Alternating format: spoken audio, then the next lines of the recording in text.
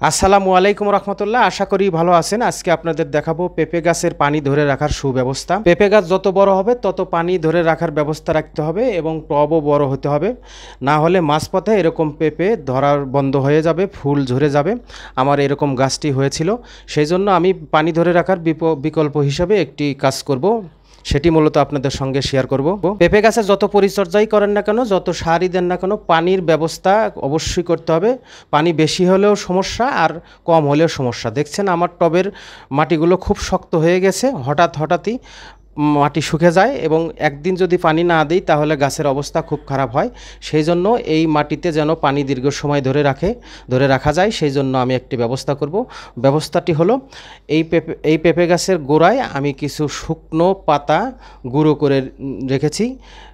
ছাদ বাগানের বিভিন্ন পাতা রয়েছে, সেগুলো শুকিয়ে ভালো করে গুঁড়ো করে এই মাটির সঙ্গে যদি মিশিয়ে দেওয়া যায় তাহলে দীর্ঘ সময় পানি ধরে রাখবে এবং দু একদিন পানি না দিলেও চলবে, কারণ এই পাতাই মূলত মাটিতে পানি ধরে রাখার ব্যবস্থা করবে। এতে করে আরেকটি সুবিধা রয়েছে, মাটিতে অক্সিজেন প্রবাহ বেড়ে যাবে, এতে করে শিকড়ও বৃদ্ধি হবে আর ফলনও ভালো হবে।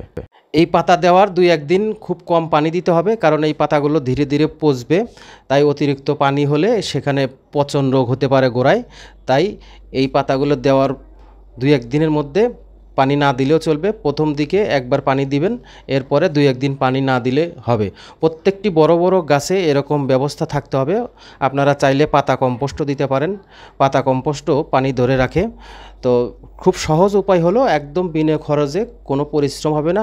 ছাদ বাগানে আপনার বিভিন্ন গাছ তো থাকেই, সেগুলোর পাতা যেগুলো সহজে গুঁড়ো করা যায় সেরকম পাতা সংগ্রহ করে আপনারা গুঁড়ো করতে পারেন। এই পাতার আরেকটি কাজ রয়েছে, এই পাতা বস্তায় বেঁধে রেখে মোটামুটি 3-4 মাস পচিয়ে পাতা কম্পোস্ট তৈরি করা যায়। সেই কম্পোস্টেও প্রচুর কেঁচো হয় এবং খুব ভালো ভার্মি কম্পোস্ট হয়। পরবর্তী ভিডিওতে কিভাবে এই পাতা দিয়ে সঠিক নিয়মে কম্পোস্ট তৈরি করা যায় সেই ভিডিও আপনাদের সঙ্গে শেয়ার করব। তাই এখনও যারা আমার চ্যানেলটি সাবস্ক্রাইব করেননি অবশ্যই আমার চ্যানেলটি সাবস্ক্রাইব করে নেবেন, লাইক কমেন্ট করে আমাকে সহযোগিতা করবেন। তো ইতিপূর্বে আপনারা এই ছাদ বাগানের পেঁপে গাছের ভিডিও দেখেছেন, ব্যাপক ফলন হয়েছে, কিন্তু মাঝপথে এরকম সমস্যার জন্য ফলন কমে গেছে। তো বন্ধুরা, এই ছিল আজকের ভিডিও। ভালো থাকবেন, আল্লাহ হাফেজ।